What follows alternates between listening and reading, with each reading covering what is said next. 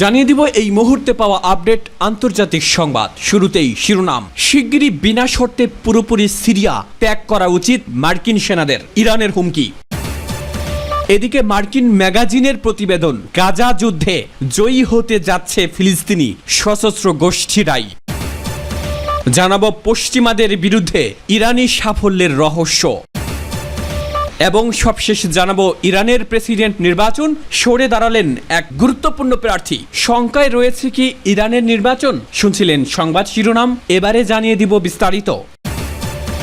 শিগগিরই বিনা শর্তে পুরোপুরি সিরিয়া ত্যাগ করা উচিত মার্কিন সেনাদের, ইরানের হুমকি। ইরান সিরিয়া থেকে শিগগিরই মার্কিন সেনাদের নিঃশর্ত প্রত্যাহারের উপর জোর দিয়েছে। সন্ত্রাসবাদের বিরুদ্ধে যুদ্ধের অজুহাতে সিরিয়ায় সামরিক উপস্থিতি বজায় রেখেছে মার্কিন যুক্তরাষ্ট্র বহু বছর ধরে, অথচ মার্কিন সরকার বিরতিহীনভাবে লুট করে চলেছে সিরিয়ার নানা সম্পদ। পার্স টুডে জানিয়েছে জাতিসংঘে নিযুক্ত ইরানের স্থায়ী প্রতিনিধি আমির সাইদ ইরাভানি গত মঙ্গলবার জাতিসংঘ নিরাপত্তা পরিষদের এক অধিবেশনে সিরিয়া থেকে শিগগিরই ও বিনা শর্তে সব মার্কিন সেনা সরিয়ে নেওয়ার দাবি জানিয়েছেন এবং সিরিয়ায় শান্তি প্রতিষ্ঠা ও আঞ্চলিক স্থিতিশীলতার জন্য বিষয়টি জরুরি বলে উল্লেখ করেছেন। ইরাভানি বলেছেন, মার্কিনরা সন্ত্রাসবাদের সঙ্গে লড়াইয়ের পরিবর্তে জিবহাতুন নুসারার মতো সন্ত্রাসী গ্রুপগুলোর সমর্থন নিয়ে যাচ্ছে এবং সিরিয়ার জনগণের তেল ও অন্যান্য সম্পদ লুট করছে। ইরানের এই কূটনীতিক আরও বলেছেন, মার্কিন সরকার সহ কোনো পশ্চিমা সরকার সিরিয়ায়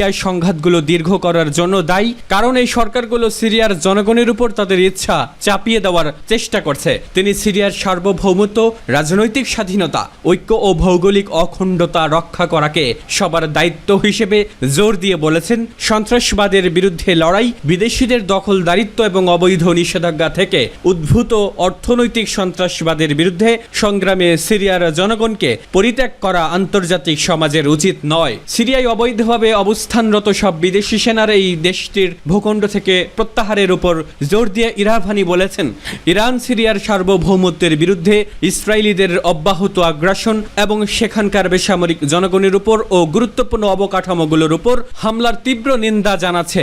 ইরান সিরিয়ার সংকটের রাজনৈতিক সমাধানের প্রতি অঙ্গীকারবদ্ধ বলেও তিনি মন্তব্য করেন।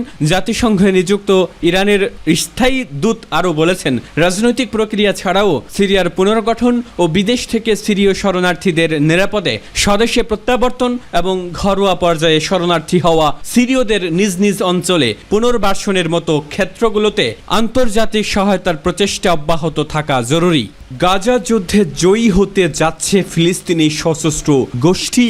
গত 9 মাস ধরে বিমান ও স্থল হামলা চালিয়েও গাজা যুদ্ধে হামাসকে পরাজিত করতে পারেনি ইসরায়েল। এমনকি সশস্ত্র গ্রুপটিকে পরাজিত করার ধারের কাছেও নেই ইসরায়েল। বরং যুদ্ধক্ষেত্রে জয় পরাজয়ের মাপ কাঠিতে যেসব বিষয় গুরুত্বপূর্ণ সে অনুযায়ী 7 অক্টোবরের তুলনায় হামাস এখন আরও বেশি শক্তিশালী। গত অক্টোবরে হামাসের ভয়াবহ আক্রমণের পর ইসরায়েল আনুমানিক 40,000 সৈন্য নিয়ে উত্তর ও দক্ষিণ গাজায় হামলা চালায়। 37,000-এর বেশি মানুষকে হত্যা, জনসংখ্যার 80%কে জোরপূর্বক বাস্তুচ্যুত করা এবং উপত্যকাটিতে কমপক্ষে 70,000 টন বোমা ফেলেছে তারা, যা দ্বিতীয় বিশ্বযুদ্ধের সময় লন্ডন, ড্রেসডেন এবং হামবুর্গে ফেলা বোমার চেয়েও বেশি। গাজার অর্ধেকের বেশি ভবন ধ্বংস করে দেওয়া হয়েছে এবং সেখানে খাবার, পানি, বিদ্যুৎ সরবরাহ সীমিত করার ফলে পুরো জনগোষ্ঠী এখন দুর্ভিক্ষের দ্বার প্রান্তে।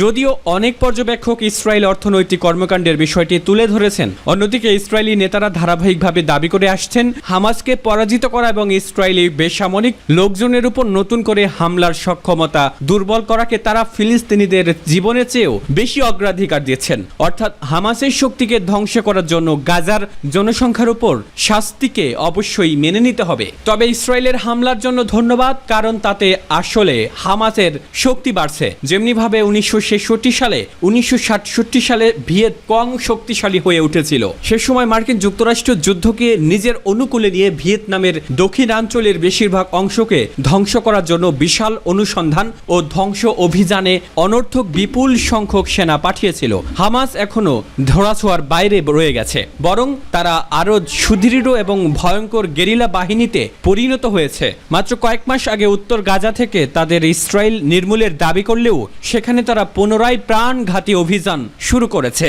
ইসরায়েলের এই যুদ্ধের কেন্দ্রীয় যে ত্রুটি, সেটি কৌশলগত কিংবা সামরিক বাহিনীর উপর আরোপিত সীমাবদ্ধতার ত্রুটি নয়। যেমনিভাবে ভিয়েতনামে যুক্তরাষ্ট্রের ব্যর্থতার ক্ষেত্রে সেনাদের প্রযুক্তিগত দক্ষতা কিংবা রাজনৈতিক ও নৈতিক সীমাবদ্ধতার সম্পর্ক ছিল সামান্যই, বরং হামাসের শক্তির উৎস সম্পর্কে স্থূল ধারণাই ব্যাপক ব্যর্থতার কারণ। সবচেয়ে বড় ক্ষতিটা হলো ইসরায়েল গাজায় যে ব্যাপক হত্যা ও ধ্বংসযজ্ঞ চালিয়েছে, সেটি শুধু তার শত্রুকেই শক্তিশালী করেছে। কয়েক মাস ধরে সরকার এবং বিশ্লেষকরা ইসরায়েলি প্রতিরক্ষা বাহিনীর হাতে নিহত হামাস যোদ্ধাদের সংখ্যা নির্ধারণ করেছেন, যেন এই পরিসংখ্যানী গ্রুপটির বিরুদ্ধে ইসরায়েলের সাফল্য প্রচারের গুরুত্বপূর্ণ মাপকাঠি ছিল। এটা নিশ্চিত করেই বলা যায় যুদ্ধে অনেক হামাস যোদ্ধা নিহত হয়েছে। ইসরায়েল বলছে হামাসের আনুমানিক 30 থেকে 40 হাজার যোদ্ধার মধ্যে যুদ্ধে 14,000 নিহত হয়েছে, কিন্তু হামাস জোর দিয়ে বলেছে তারা মাত্র 6 থেকে 8 হাজার যোদ্ধা হারিয়েছে। অন্যদিকে মার্কিন গোয়েন্দা সূত্র বলছে হামাস যোদ্ধাদের নিহতের প্রকৃত সংখ্যা প্রায় 10,000। তবে এই সংখ্যার দিকে নজর দিলে সত্যিকার অর্থে হামাসের শক্তি মূল্যায়ন করা কঠিন হয়ে পড়ে। ক্ষয়ক্ষতি সত্ত্বেও গাজার বৃহৎ অংশের নিয়ন্ত্রণ হামাসের হাতেই রয়েছে, বিশেষ করে সেসব এলাকায় যেখানে উপত্যকার বেসামরিক লোকজন এখন কেন্দ্রীভূত। গোষ্ঠীটি এখনও গাজাবাসীদের কাছ থেকে অসাধারণ সমর্থন পেয়ে যাচ্ছে। তারা সশস্ত্র গ্রুপটিকে ইচ্ছামতো মানবিক সরবরাহ নেওয়ার সুযোগ করে দিচ্ছে এবং ইসরায়েলি বাহিনী দ্বারা পূর্বে অভিযান সম্পন্ন করা এলাকায় সহজেই ফিরে যাচ্ছে। ইসরায়েলের সাম্প্রতিক মূল্যায়ন অনুসারে গাজার উত্তরাঞ্চলে হামাসের এখন অনেক বেশি যোদ্ধা রয়েছে। ওই এলাকাটি আইডিএফ কয়েকশো সেনার প্রাণহানির বিনিময়ে দখলে নিতে সক্ষম হয়েছিল। এরপর তারা দক্ষিণের রাফায় অভিযান চালায়। হামাস এখন গেরিলা যুদ্ধ চালাচ্ছে, যার মধ্যে অতর্কিত হামলা এবং ইম্প্রোভাইজড বোমা হামলার ফলে যুদ্ধ দীর্ঘায়িত হচ্ছে। ইসরায়েলের প্রধানমন্ত্রী বেঞ্জামিন নেতানিয়াহুর জাতীয় নিরাপত্তা উপদেষ্টা সম্প্রতি বলেছেন অন্তত 2024 সালের শেষ নাগাদ এই যুদ্ধ স্থায়ী হতে পারে। গ্রুপটি ইসরায়েলে এখন হামলা চালাতে পারে। হামাসের প্রায় 15,000 সচল যোদ্ধা রয়েছে, যা গত অক্টোবরের হামলায় অংশ নেওয়া যোদ্ধাদের সংখ্যার প্রায় 10 গুণ। তদুপরি ভূগর্ভস্থ টানেল নেটওয়ার্কের 80% বেশি এখনও ব্যবহারযোগ্য রয়েছে। এগুলো পরিকল্পনা গ্রহণ, অস্ত্র সংগ্রহণ, ইসরায়েলি নজরদারি এড়ানো, আটক এবং হামলার জন্য ব্যবহৃত হচ্ছে। গাজায় হামাসের শীর্ষ নেতাদের বেশিরভাগই এখনও অক্ষত রয়েছেন। মোট কথা, শরৎকালে ইসরায়েলের দ্রুতগতির আক্রমণ হামাসের জন্য এমন একটি পথ তৈরি করে দিয়েছে, এর ফলে তারা ইসরায়েলের বেসামরিক নাগরিকদের উপর হামলা চালাতে সক্ষম হবে। হামাসের মতো একটি সশস্ত্র গ্রুপের শক্তি সাধারণত বস্তুগত কারণগুলো থেকে আসে না, যে সূত্র সাধারণত বিশ্লেষকরা রাষ্ট্রের শক্তি বিচারের ক্ষেত্রে ব্যবহার করেন। রাষ্ট্রের ক্ষেত্রে অর্থনীতির আকার, তার সামরিক বাহিনীর প্রযুক্তিগত পরিশীলনতা, তারা কতটা বাহ্যিক সমর্থন পেয়ে থাকেন এবং শিক্ষা ব্যবস্থার শক্তিকে বিবেচনায় নেওয়া হয়। সশস্ত্র গ্রুপগুলো স্থানীয়দের অনুগ্রহ লাভের আশায় প্রায়ই তাদের কাছে গিয়ে থাকে এবং এটি অবাক করা কোনো ব্যাপার নয়। দীর্ঘ 9 মাসের ভয়ানক যুদ্ধের পর সময় এসেছে কঠিন বাস্তবতা স্বীকার করে নেওয়ার। সামরিক পন্থায় হামাসকে পরাজিত করার একমাত্র সমাধান নয়। গ্রুপটির বর্তমান যোদ্ধার সংখ্যা যোগফলের চেয়ে অনেক বেশি। হামাস একটি রাজনৈতিক ও সামাজিক আন্দোলন, যা শিগগিরই বিলুপ্ত হবে না। ইসরায়েলের বর্তমান কৌশল অনুযায়ী ভারী সামরিক যুদ্ধাস্ত্র নিয়ে অভিযানের মাধ্যমে হয়তো কিছু হামাস যোদ্ধাকে হত্যা করতে পারে, কিন্তু এই কৌশল কেবল হামাস এবং স্থানীয়দের মধ্যে বন্ধনকেই শক্তিশালী করছে। হামাস না পরাজিত, না পরাজয়ের দ্বার প্রান্তে। তাদের উদ্দেশ্য এবং আবেদন 7 অক্টোবরের আগের চেয়েও বেশি শক্তিশালী। গাজা এবং ফিলিস্তিনি জনগণের বিষয়ে একটি ভবিষ্যৎ পরিকল্পনার অনুপস্থিতিতে সশস্ত্র গ্রুপটি উপত্যকার ক্ষমতায় ফিরে আসবে এবং তা হবে বিপুল সংখ্যায়। কিন্তু ইসরায়েলি নেতারা 7 অক্টোবরের আগে গাজায় একটি কার্যকর রাজনৈতিক পরিকল্পনার বিষয়ে যেমনটা আগ্রহী ছিলেন, এখন আর তেমন আগ্রহী নন বলেই মনে হচ্ছে। ফলে গাজায় যে ট্র্যাজেডি অব্যাহত রয়েছে তারও কোনো শেষ নেই। যুদ্ধ চলতেই থাকবে, আরও বেশি ফিলিস্তিনি মারা যাবে এবং ইসরায়েলের জন্য হুমকি কেবলই বাড়বেই। পশ্চিমাদের বিরুদ্ধে ইরানি সাফল্যের রহস্য। চলতি দশক থেকে বিশ্ব রাজনীতিতে হুহু করে বাড়ছে ইরানের প্রভাব। মধ্যপ্রাচ্য জুড়ে মার্কিন আরব মিত্রদের চাপেও নিজের ধারাবাহিক সফলতা অব্যাহত রেখেছে তেহরান। বলা হচ্ছে শিগগিরই ভূরাজনীতিতে অন্যতম পরাশক্তি হয়ে উঠবে শিয়া সংখ্যাগরিষ্ঠ এ দেশটি। দেশটির যেমন রয়েছে সামরিক সফলতার ঐতিহ্য, তেমনই রয়েছে সাংস্কৃতিক ঐতিহ্য।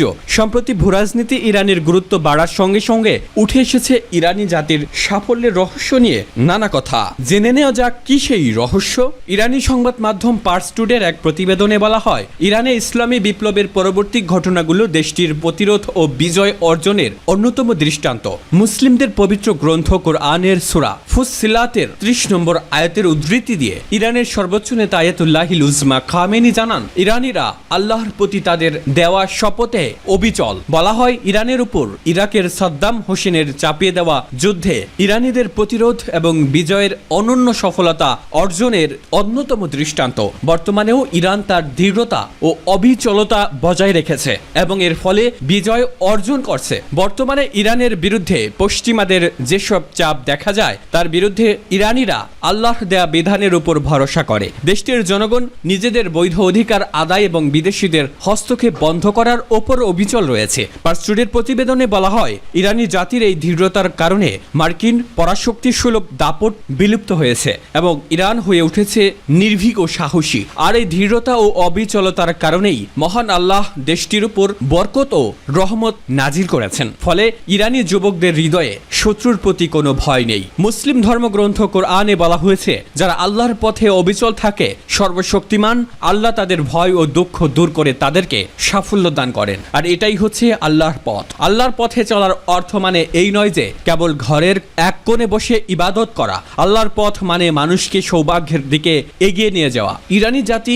একই পথ বেছে নিয়েছে। বলা হয়, ইরানি জাতি ন্যায়ের পথে দৃঢ় থেকে খোদাই দাসত্ব, সাম্য, ভ্রাতৃত্ব ও নৈতিকতার উপর অনড় রয়েছে।